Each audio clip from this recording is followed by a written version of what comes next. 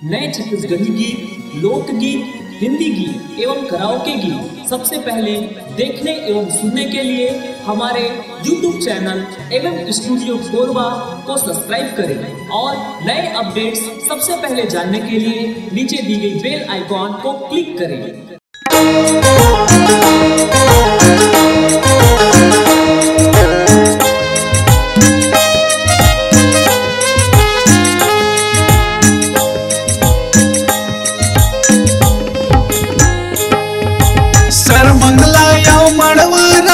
लगे हवा तोर मेला वो लगे हवा तोर मेला सर मंगला याओ मड़वा रानी लगे हवा तोर मेला वो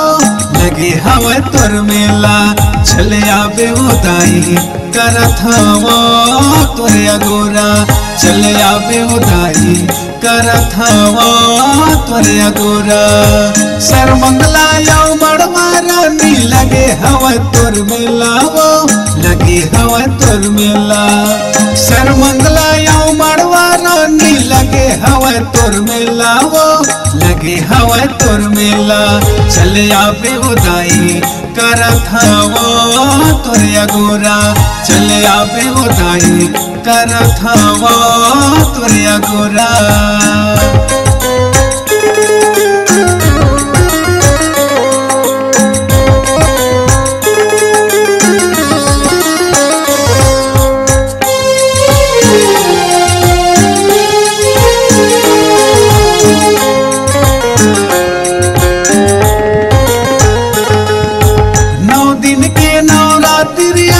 खुशियों मंगल छागे वो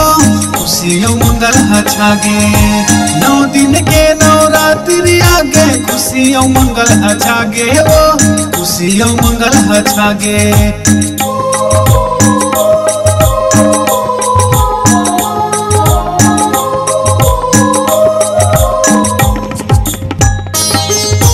9 दिन की नवरात्रि आगे खुशियों मंगल छागे वो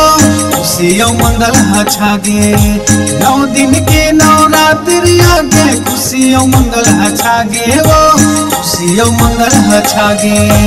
यास लगा के जोनिया थे वो तोर दर्शन ला पागे तोर दर्शन ला पागे चले आवे वो दाई करत हवा तोरे अगोरा चले आवे वो दाई करत हवा तोरे अगोरा।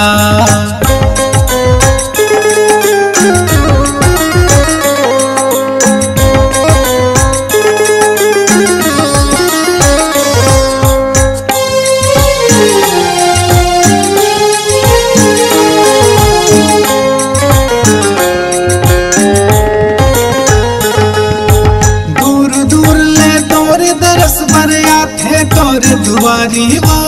आथे तोर दुआरी दूर दूर ले तोर दरस भर आथे तोर दुआरी वो आथे तोर दुआरी।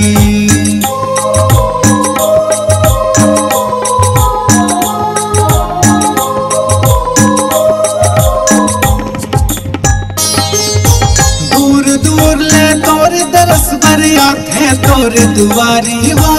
आथे तोर दुआरी